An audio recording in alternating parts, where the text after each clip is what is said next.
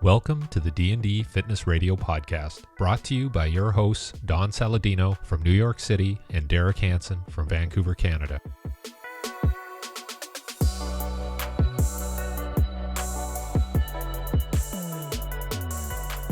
Just to give everyone a little quick background, we're going to start right now. Is Randy Kane has been a friend of mine for years, but also someone that came in to my life and really helped my club out and helped me out immensely at a point before, years before COVID, when things with Drive weren't, kosher, we could say it.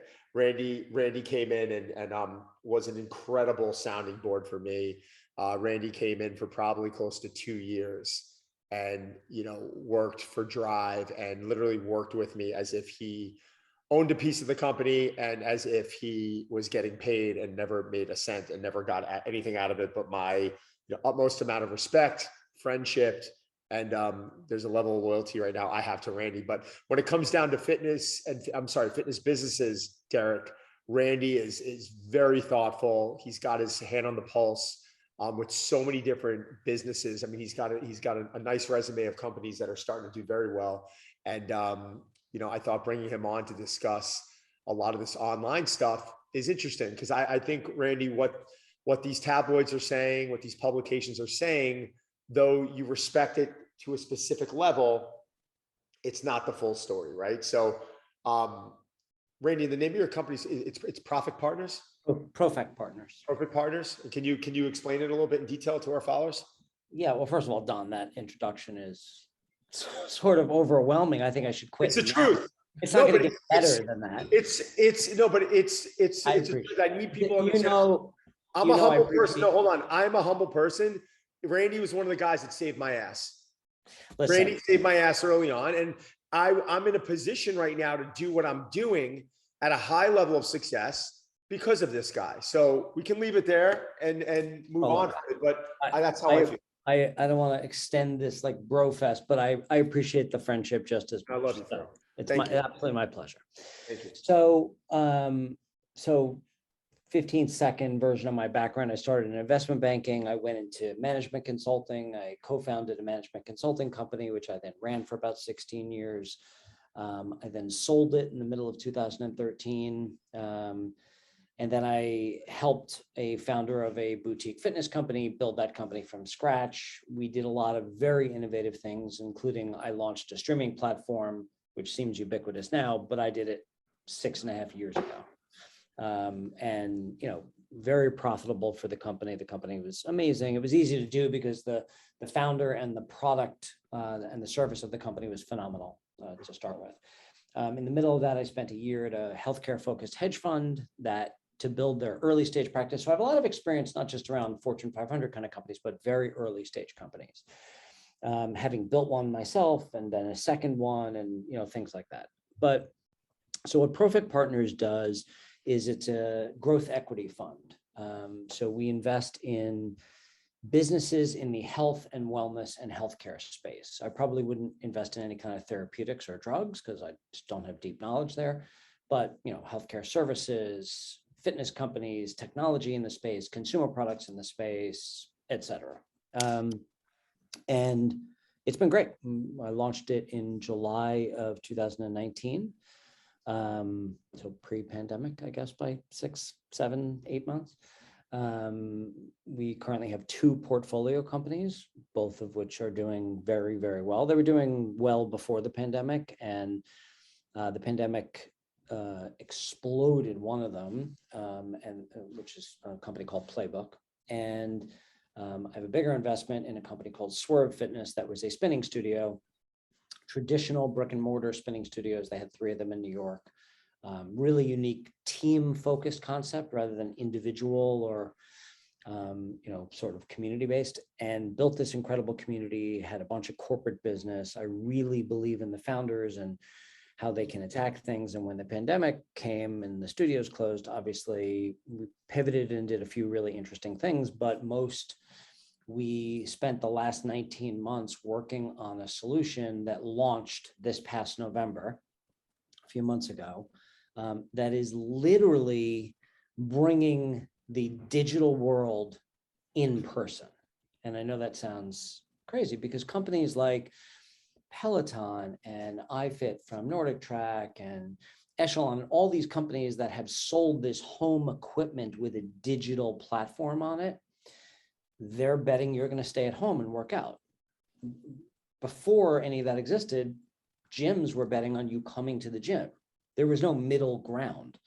And there's a lot of companies that have focused on the middle ground more recently. Techno Gym is a perfect example. You know, they sell a ton of equipment, you know, like the stuff behind both of you guys, very high end. And they also have a digital platform. Some gyms are starting to use Techno Gym's app so that you can, instead of one of you and Derek, instead of you being the running trainer or Don, you being the fitness trainer, there's a trainer part of their app that's actually telling you how to use that machine that the app is on at that moment.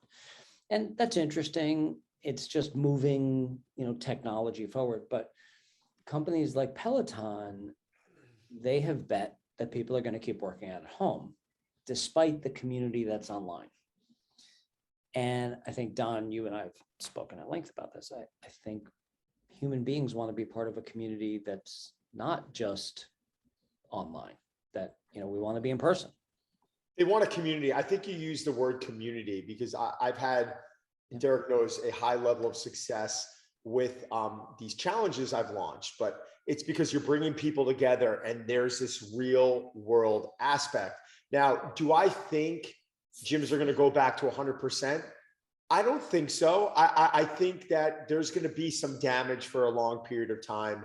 I think the average gym, I think if someone was going to the gym 5-6 days a week, I think now maybe they're going 3 and they're doing a Peloton one day at home. They're like, oh, you know, I'll do my cardio day at home. It's more convenient.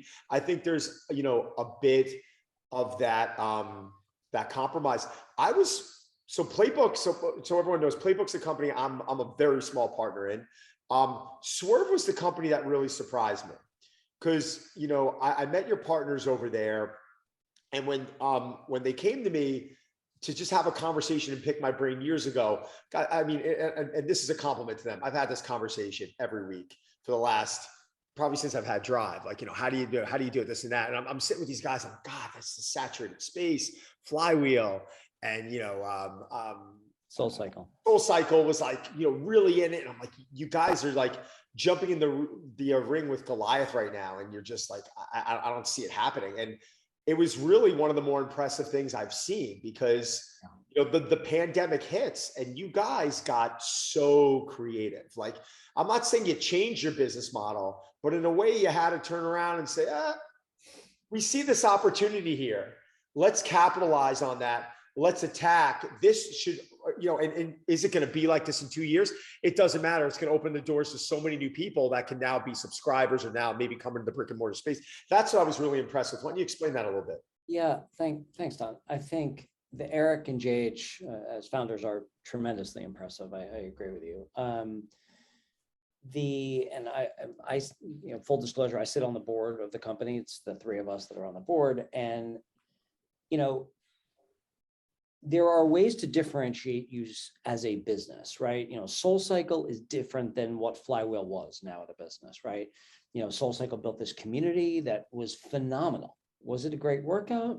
Jury's out. If you're interested in just getting yourself moving, it's fantastic. If you're interested in being like hyper athletic, not such a good workout. Flywheel, on the other hand, was very competitive. The 3 of us could go take a class. We'd be competing against each other on a torque board in the front of the class. And Swerve looked at this originally from the perspective of, what about the team approach? What if, you know, Derek and I are friends and Don's not that competitive. Derek and I are very competitive and we all want to go take this class together. Well, we can do this. We can all be on one of 3 teams in the studio, denoted by lights on the ceiling. And we're competing as a team against the other 2 teams. So you don't have to be the leader, right? You can just be a part in that team and feel the community as part of that. And then you get your stats after class in an email immediately. And you can see how the class did and how your team did and how you're doing and progressing over time. And that was great. The really interesting piece of that which actually is one of the few reasons that I saw as a reason for investment, is that there's a lot of corporate business to be gained from that. Because instead of companies have their eye now on health and wellness and have for a long time, instead of taking them out for drinks after work, you can take your group out to a fitness class together, right? You're not sitting at some bar and like drinking and being in different parts of the bar and just being in little groups. You are competing as a group together, right? And so it had a lot of efficacy in the corporate world. And I think that was great. The morph into digital is, are we going to go and turn our concept into competing with Peloton? And the answer is why? Like, why would we do that?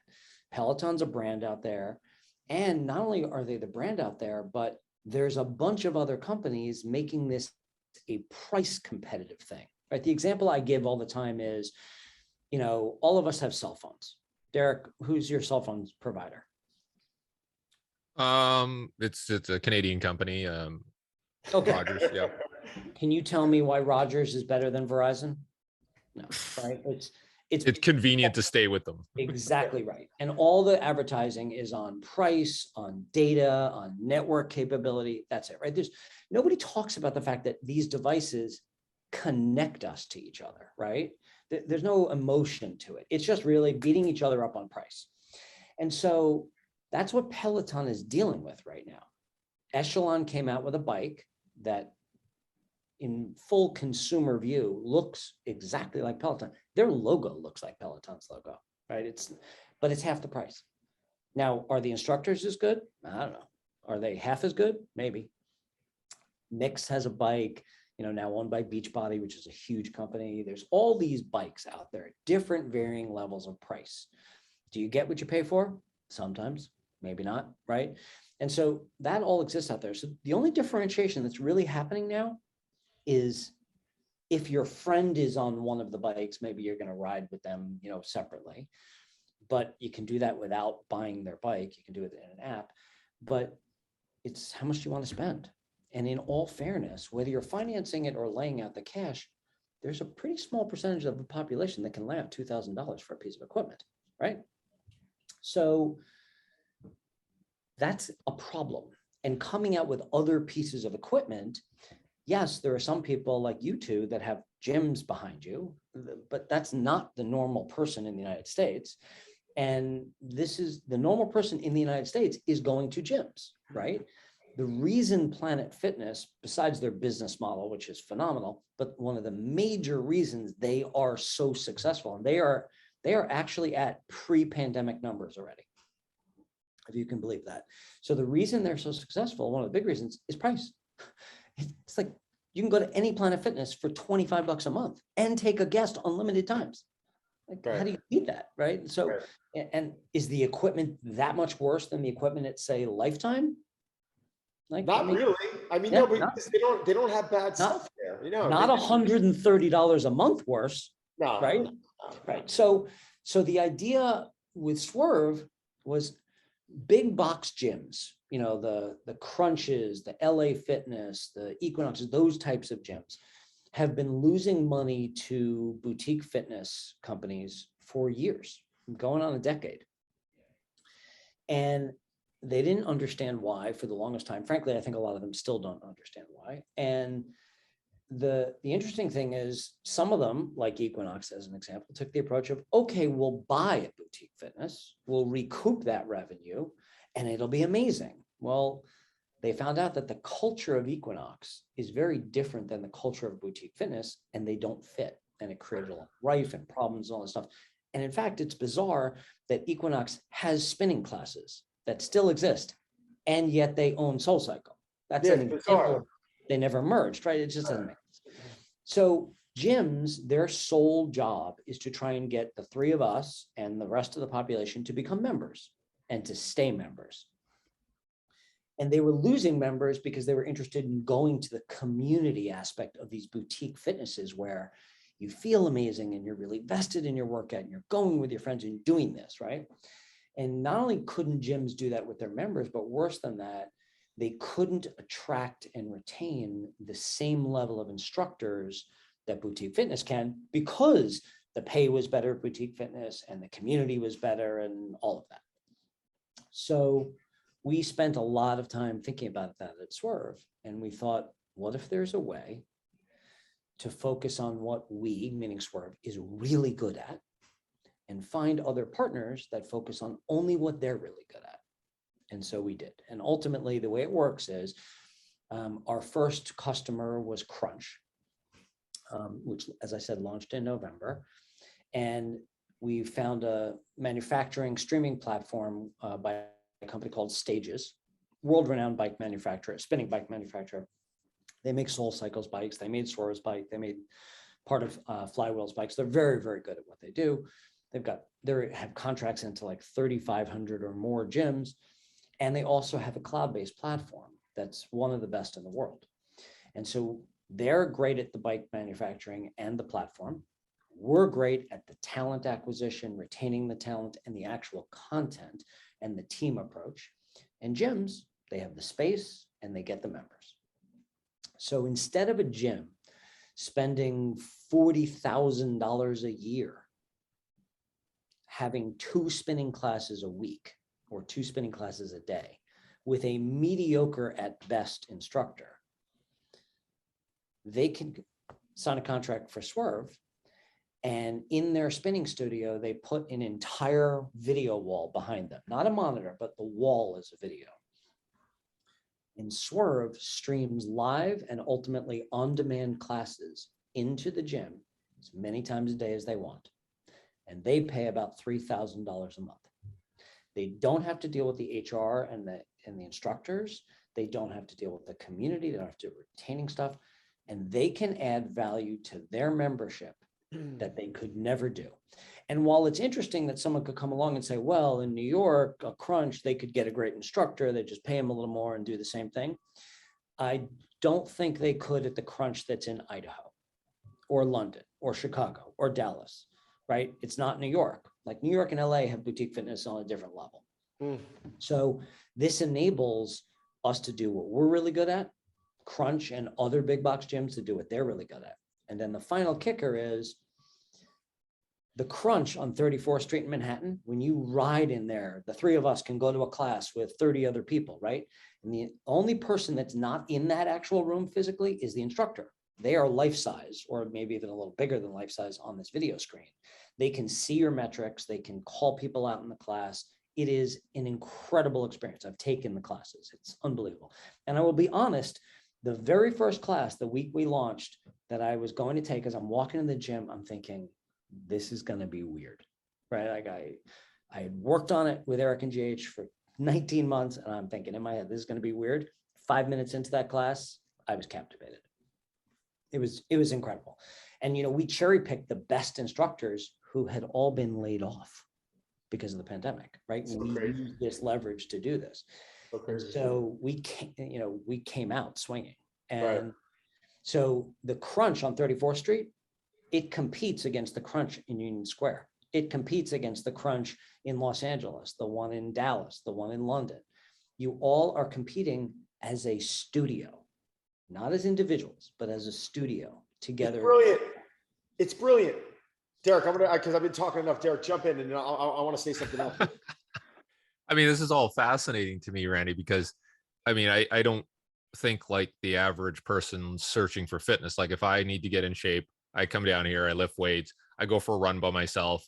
There's no engagement factor. It's same with Don, probably, like aside from his curiosity to see what other people are doing. So it's very hard for me to wrap my brain around like what you've just described in terms of like community and branding and pricing. And I wouldn't know where to start, because obviously if I'm paying $25 a month to go work in a warehouse with a bunch of other people, then I'm basically with people who want to pay $25 a month. And I don't know if I want to be around those people. I may sound like a dick, but I get it. Certainly I want to price myself into a certain category where I have people with, similar interests and all that. But I just find it really interesting, like what the attraction is for these people. Is it brand?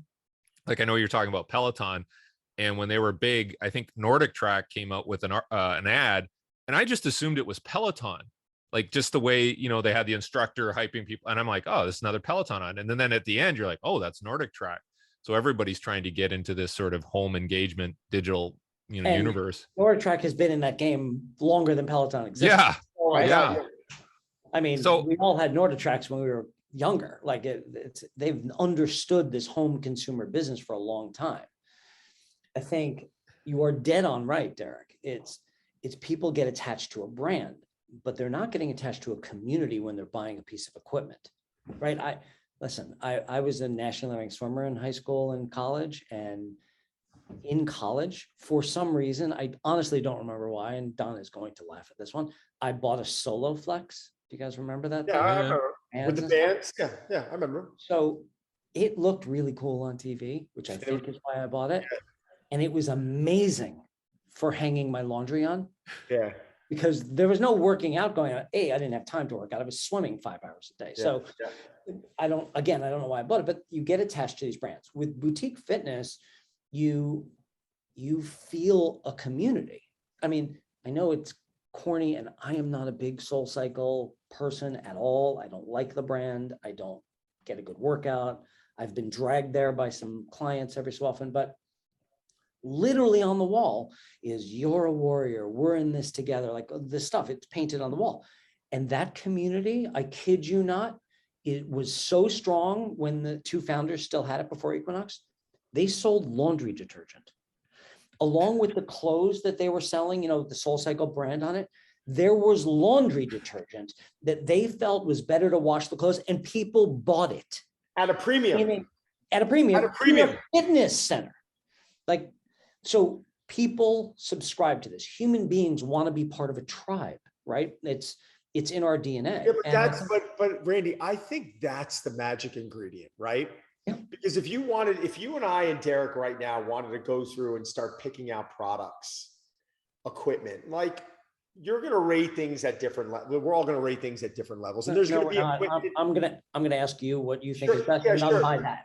Yeah, but what I'm referring to is even the bikes that Swerve's using, right? Like I'm sure you have a very good background on that. So I'm not just talking about training, weight training equipment.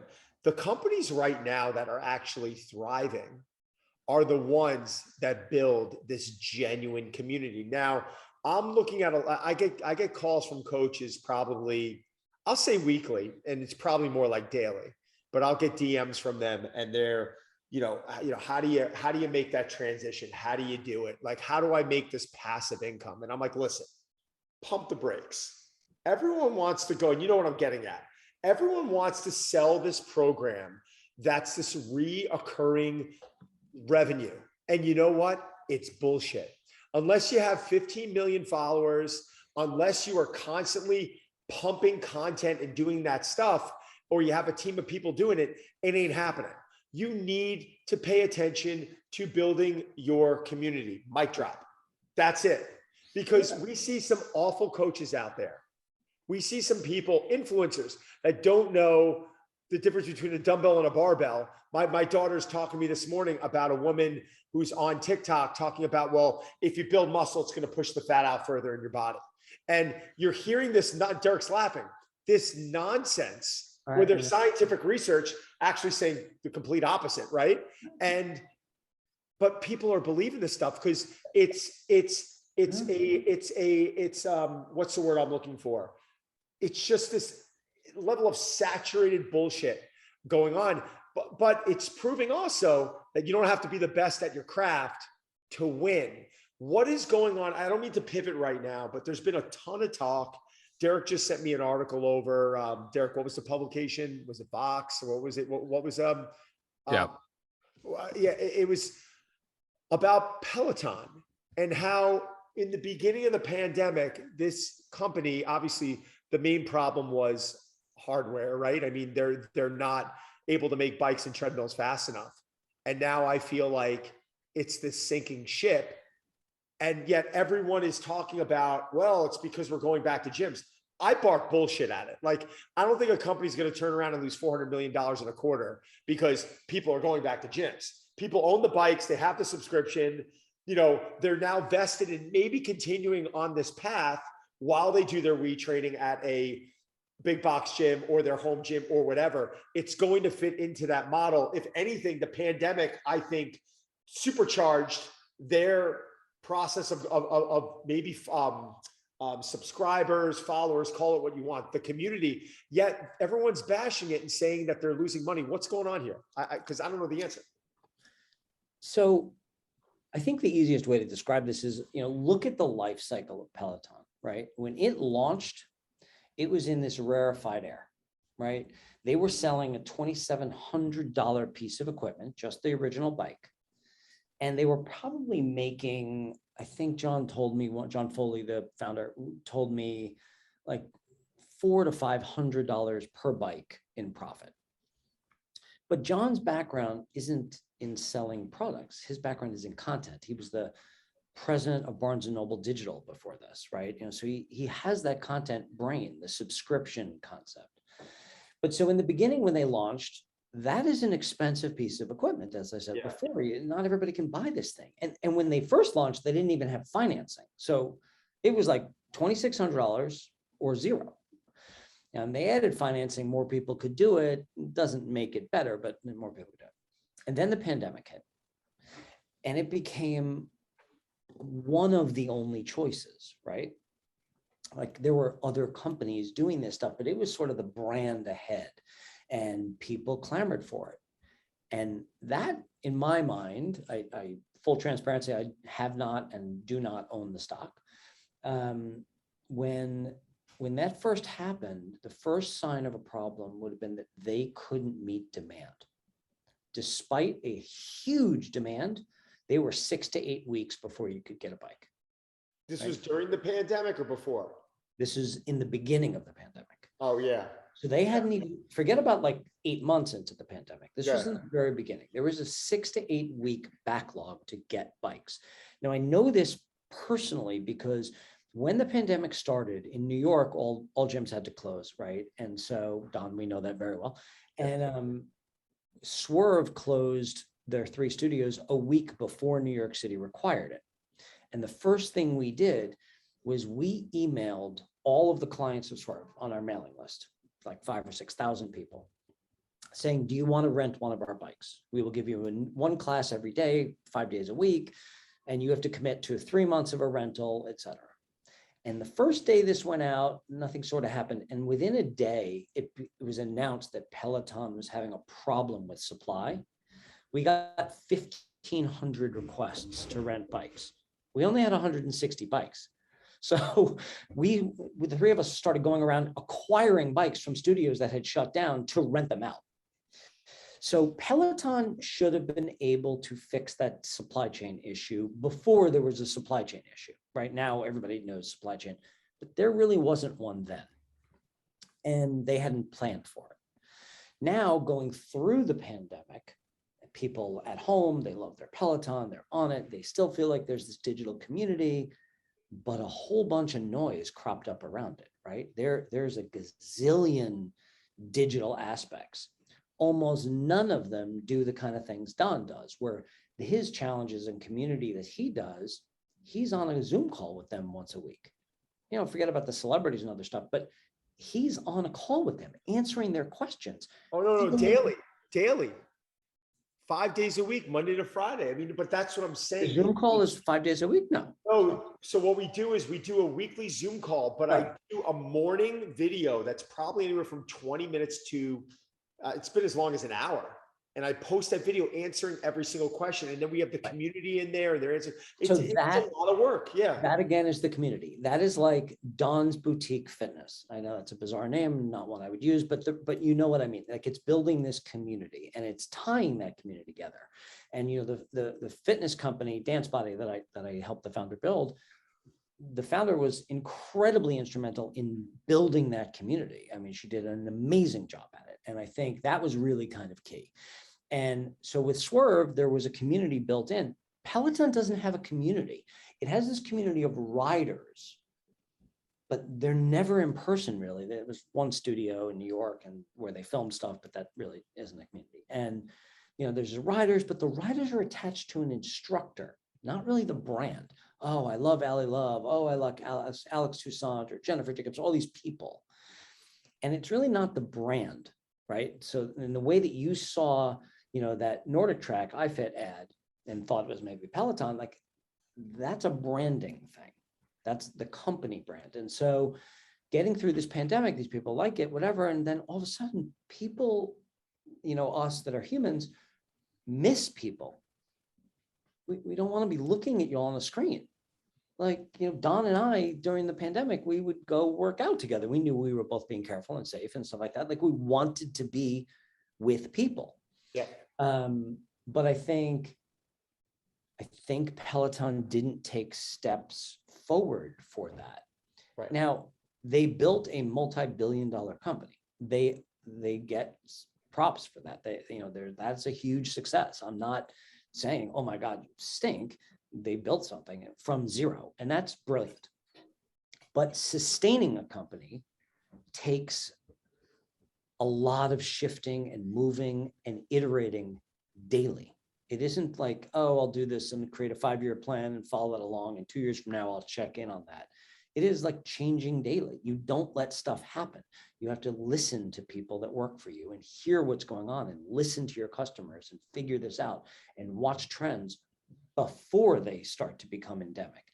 And I think that's where Peloton missed. And I think rather than destroying Peloton, I think it gave an opportunity and gaps in the marketplace for other companies to rise up and start to eat away at that huge lead that they had.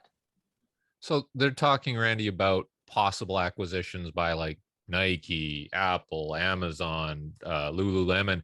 If you're one of those companies, and you don't have to give this away, but at the same time, what are some things that they would do to change that and reverse direction of what's Derek, happening? that is a phenomenal question.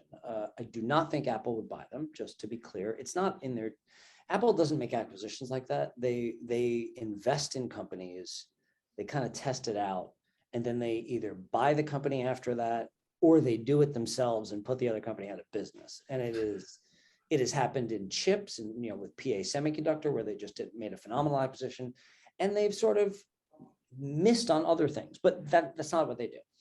Amazon might do it because they have the feeling that a company like Apple has this sort of lead in health, which is a huge thing. With the Apple's Apple Watch is getting better and better and better constantly, and that's a really big deal. Nike is interesting. I obviously know Nike as well, but I don't know the inner parts of the company. I always thought Nike ought to buy Lululemon. They tried and failed miserably at women's sports. Under Armour crushed them in that, which a smaller company just crushed them in that regard. And I just felt like that would always be a perfect marriage, or as close to perfection as you can get. But either way, so I don't have an answer about Nike. They certainly do well. They make great products. They make great, I think most of what I'm wearing is actually Nike at the moment. So, but let me tell you about Lululemon and Mirror, right? Because that's kind of alluding to like this acquisition. So the woman brand that founded Mirror is bright, talented. She's done some great things. I think she had a boutique fitness before Mirror, which is interesting. She built this product or designed this product, and it's sexy like a Peloton. Doesn't take up a lot of space in your home, all of which is a good thing. But there's no community. There's nothing. They don't have any Don Saladino or Dance Body or Swerve on that device. There's no community that someone's attached to that they can do the workout with someone they know that they believe in. They have trainers that are okay. They're not bad. They're certainly, average, and the ability to get them and in one place where there might be a larger number of those kind of trainers and then stream it to wherever the mirrors are elsewhere, that's certainly great. I have always been a believer that I didn't think that the Mirror was going to truly be successful. And I think their acquisition by Lululemon changed that. I think it has the opportunity as a part of them with the brand of Lululemon and the clothing and the brand partnerships and all those things that can add something, because Lululemon is a community brand, right? That's who they are, and they're good at it. And also the price point is there as well. Tempo, which competes with Mirror, they have LeBron James. Like, I don't know what to say about that. I don't know how much equity or money they gave away to get LeBron, but again, not a community. It's not like LeBron's on tempo training the three of us. Yeah, but hold on, hold on one second. And that's what's interesting. When I went into my first digital acquisition with the app, right, and I got into bed with Adrian Peterson and Dwayne Wade and Ernie Els, at that time, in whatever the year was, 2010, 2000, I don't even remember, 2012, we were underneath this assumption that we got celebrity success. That has fizzled a lot, right? Like, it's not, and you've even seen LeBron part of a company, the supplement company called Ladder. It's questionable. How are they actually doing? I was wrong about Peloton, by the way. Like, when I was confronted about Peloton early on, and it took them a while to figure it out. But when the company started, 2000, I mean, it had to be 10 years ago, 8 years ago. Peloton launched in 2014, maybe. Okay, so they launched just before the streaming platform that we launched. Okay, so that's 8 years ago at this point. I was asked 8 years ago, what do you think about it? And I'm like, no freaking way. Bikes being sold for X amount. It then evolved the subscription, all the stuff. It seemed messy. I went down, I took a class. I was like, there's nothing exciting about it. And it took them years to figure out. Now they found a level of success. Now they've kind of dipped pretty much. But the celebrity component here, it doesn't really matter anymore unless you're like a Ryan Reynolds who truly understands business and you're truly turning around. And sorry about that. When you're truly, he's truly like on the phone with like, he's on the ground doing it. You're right. What's interesting now is that in the training world, and Derek knows this, coaches are making big money. This is not like when I started, where charging $300 an hour, you're like an anomaly. Like, coaches are becoming multi-million millionaires. Coaches are literally, to be honest with you, you can put them up against guys who are working at Goldman Sachs. I know coaches making that type of dough now. And small number of them, but yes. A small number of them, but yes. Now, and you know what? I would actually question, looking at the big guys at some of these firms, if you took a group of, I'm curious to see what that number actually breaks down to, because it's not probably as far off as you really think. At Goldman Sachs? No, you know what I'm getting at. Yes, I do. I'm kidding. I'm joking around. I'm getting my new bike right now. But it is, what I'm trying to say is that more coaches, they're catching up. Will it be there one day? I don't know. But they're actually catching up. The problem is these companies now, Apple, Peloton, I'm going to get slaughtered for saying this, but I don't care. All of these companies, that they are going after coaches, but they can't go after the coach who is making the big money, right? Because that coach, well, no, think about it. You're right. You are right about the last. Coach is not going to go work for Peloton and make $250,000 a year when they're making that in the first 2 weeks of the month. Yeah. Like, they're not going to do it. That's my point. But the 800-pound gorilla here is Apple, right? And remember, I talked about, their DNA towards acquisitions. They do things differently, right? I hate to quote that ad from a long time ago, think different, but the reality is they do things differently. But the coaches that they brought on, Randy, are mediocre. No, they're good coaches. They really diversified their network. They're good coaches. I'm not knocking that, but it is not the cream of the crop. You're right. Right. But there's a reason for that.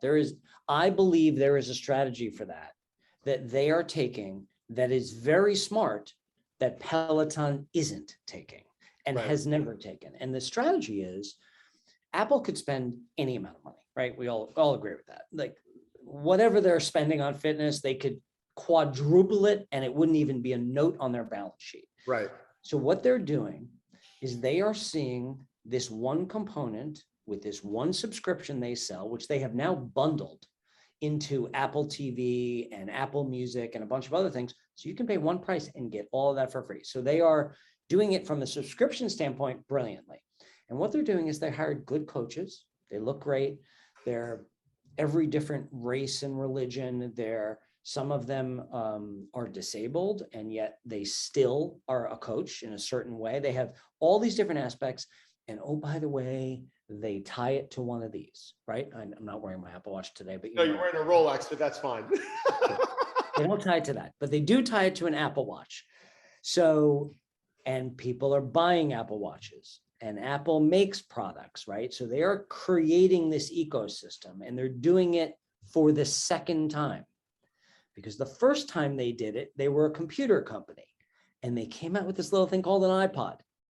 And that iPod and its ability to integrate with music sold computers, because Mac computers integrated with that iPod much better than Windows computers. So they kind of came and they did a back end entrance and won it that way. So what Apple is doing is they are dipping their toes in the water of health and fitness. And anybody, I have spoken, and Don knows who I'm talking about, I have spoken with the CEO of one of the largest, in terms of valuation, big box gyms in this country. It is a high-end company, and he was ambivalent to Apple stepping into this space. That is a massive mistake, because just because they're doing some little thing, they are testing it. They have teams of people, hundreds and hundreds of people testing to see how this works. But that's what we said. And when they find how it works, Don Saladino and Derek Hansen are going to be coaches on there, and they don't care if they'll pay you $5 million a year. It'll be an irrelevant issue because they can afford to do that, and everybody will come to them. Right. The question I had for you, Randy, was like, okay, this makes perfect sense now that you're kind of building a context around it.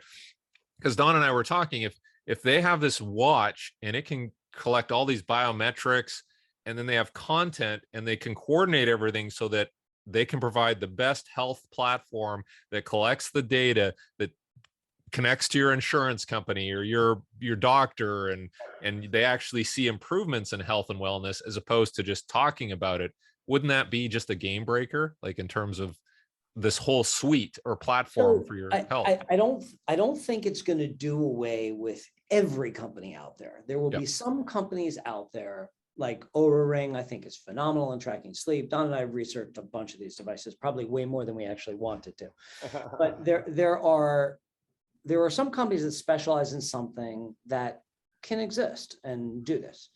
But companies out there like Suunto, Garmin, Fitbit, they're going to have big problems. If Apple continues down the path that I see it as, and granted, I'm only giving you my opinion, if they continue down that path, they're going to own everything. They will be the winner. There will be, 10% of the market for other players, but that's not a place people really want to play in. And I think the wearable space, it is dicey. Anytime I see a watch come out, right? Like the Ring, different story, because I actually, like, I'm wearing it on my wedding hand or wedding finger, right? It's not something that I don't always like wearing a watch, right? As you know, like when we were experimenting with Whoop for a while, wearing that in a pool, it was almost like it wouldn't work. It would flip over so there were so many factors. But anytime I see a watch come out, I always say to myself, I'm like, why? Like, why are they trying to compete with something that already is at the top of the market? So when it comes to accuracy, when it comes to, to what people are actually touching and feeling. It's such a great question. And you and I have talked about this so much. I think when a lot of those companies came out, first of all, just let me put this out there. Like Whoop is a consumer device, right?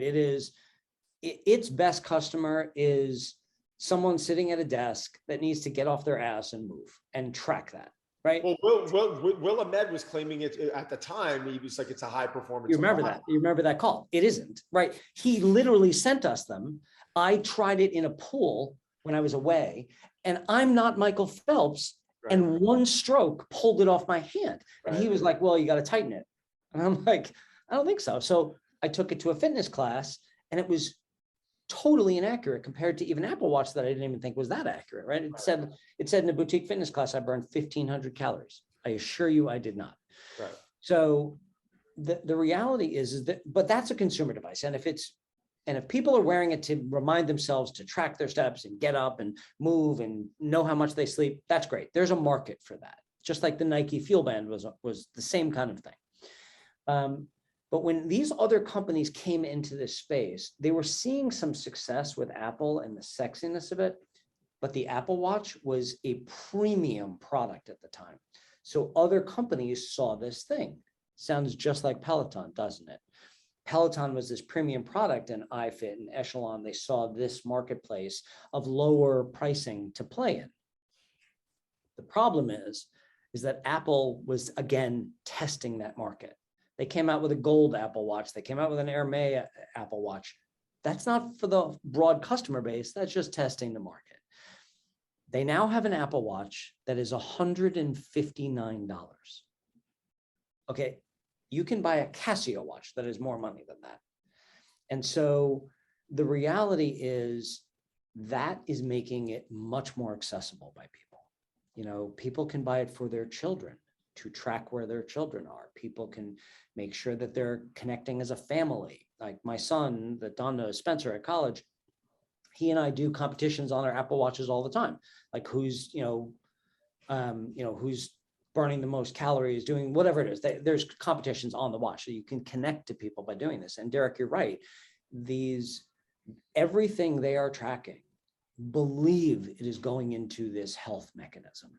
And the better they're at it and the cheaper that price happens, I wouldn't be shocked if they came out with if you buy an Apple Watch, you get a Fitness One membership for free, or you buy a Fitness One membership for a year and you get the lowest end Apple Watch and you can upgrade it for $50 to a better one with cellular or something like that. I mean, to me, I bought the first Apple Watch.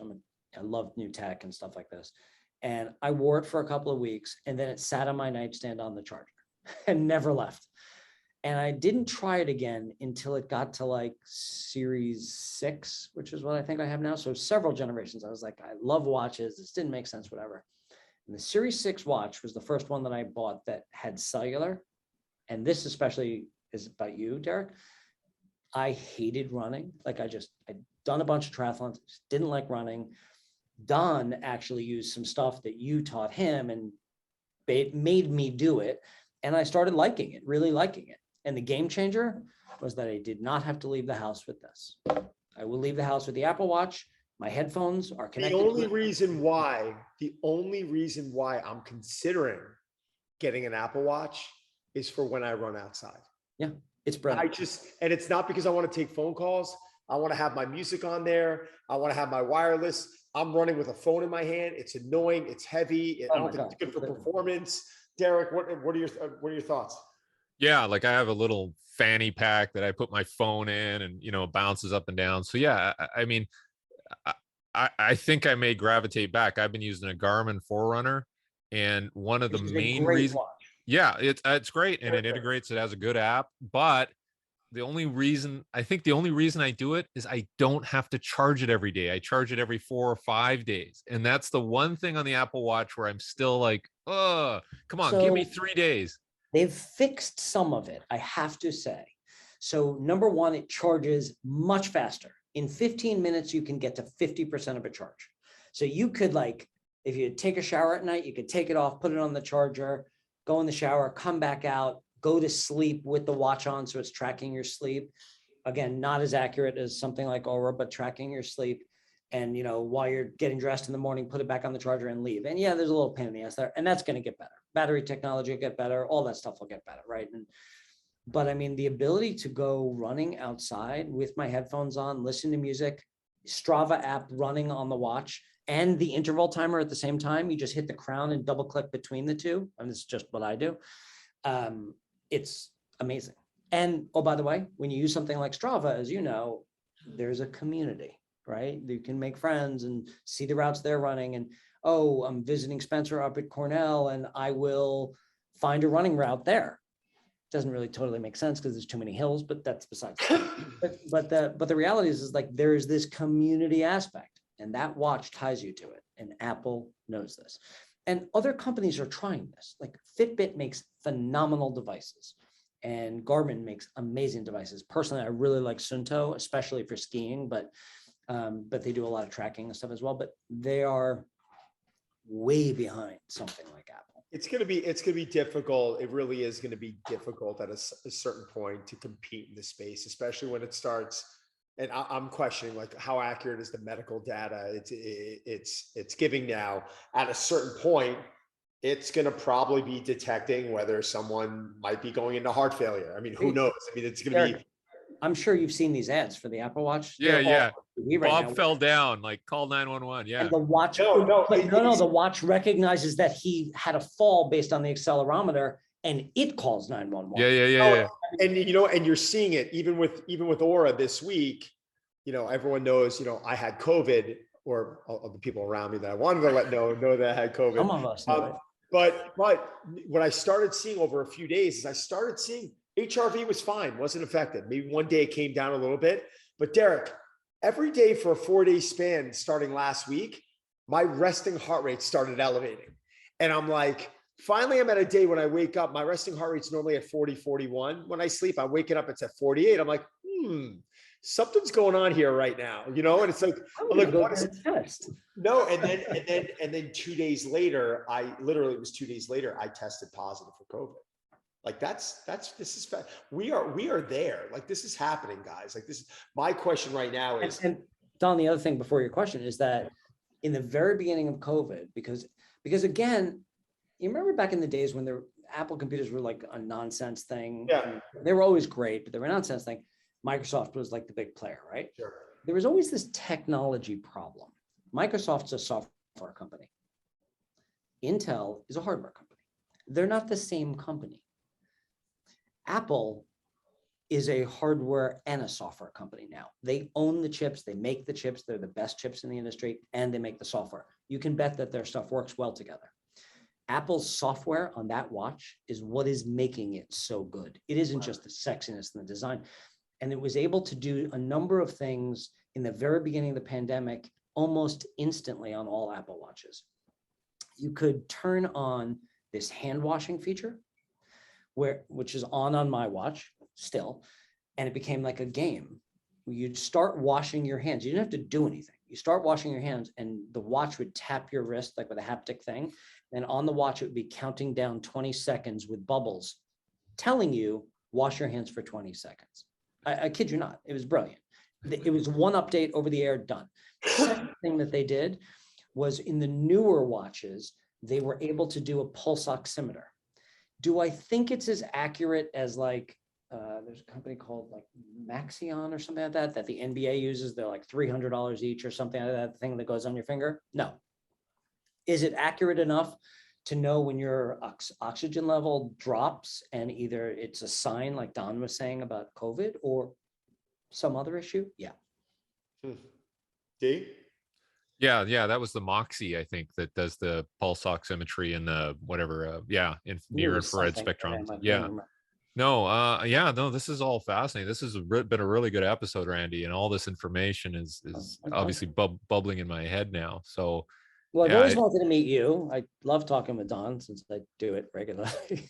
Well, D, I mean, this is something where it's interesting to kind of, witness what's going on right now, because what we've seen in the last few years was just, I think it fast tracks certain businesses. Maybe what would have taken them 6 to 10 years to do, they did in a few months, right? Like I think for some businesses it was really beneficial, and for others, I think people really had to reevaluate how they were doing things. But moving forward now, we really don't know, do we? Like I've been in the industry now almost 25 years. I'm a seasoned veteran, but I think looking at it now, are people going to go back to clubs? I think the answer is yes. Are they going to fully go back?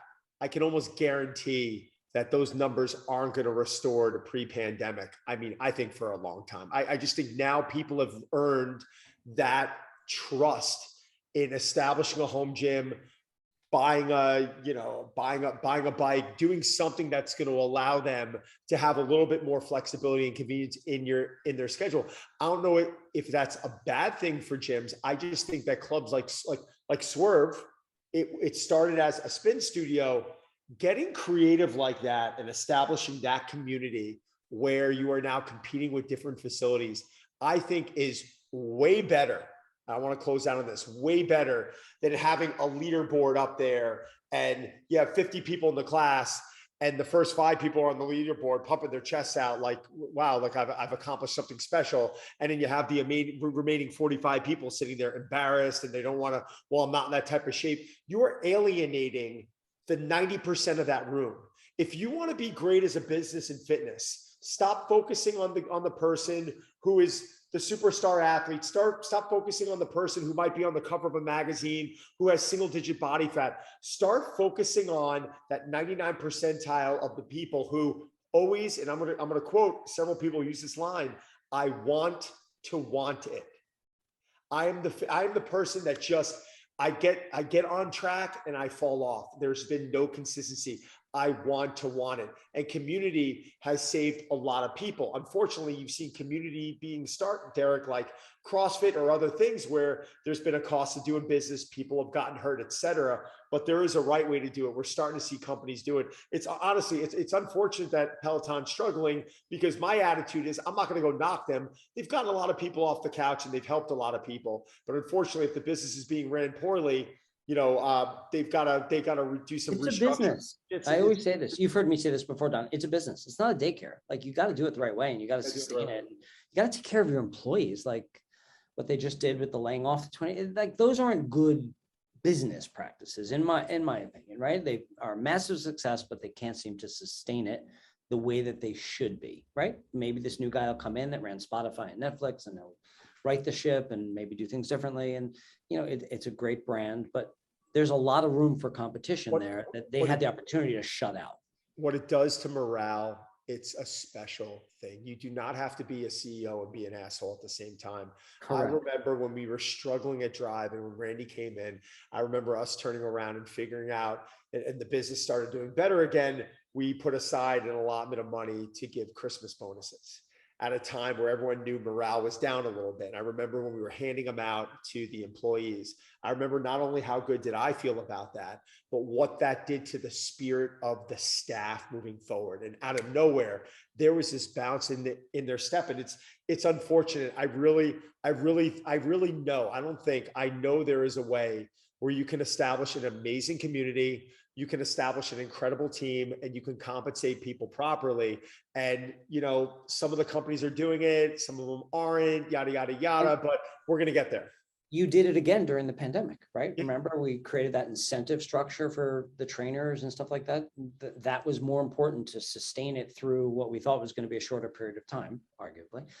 What did we? Yeah, but we kind of nailed it also. I mean, we said fall, and then Derek, when we ended up going, we had the opportunity to reopen, and we were having a very lovely conversation with my landlord. Lovely. And I'll never forget where I actually had that, Derek. But at the end of the day, I think we really assessed not only my business going on here and the success that was having, but also the opportunity in New York City at the time. And in all fairness, we got very lucky. 15-year lease expires May 31st of 2020. You have the ability to close the doors, walk out. And then if we decide to go back one day, go back on our terms, not jumping back into something where it's just, even to this day, it's still not working for most facilities. And that's unfortunate, especially in a space that size. So Randy, listen, man, I can't thank you enough. I love you like family. This has been incredible having you on. This is a great conversation. First off, Derek, I'd love to do this again. Get Randy back maybe in 6 months. It's kind of big takeaway for me is like this whole Apple thing is now in my head where I'm like, okay, I'm part of that. I'm part of that tribe. I had the watch, I have the computer, I have the phone. I've been asking Don, like, hey, do you have the new iPhone? Because I want to upgrade to that. So I'm part of that tribe. And the stuff works. And what Randy's telling me is it's gonna just get better. So now I'm like, okay, I'm hooked. I think they're gonna. I honestly, I'm very bullish with Apple, man. I think they're going to rule the world at one point. Like, I honestly think they're going to be making cars. I think they're going to be doing, I literally think it's going to be that, what was that movie?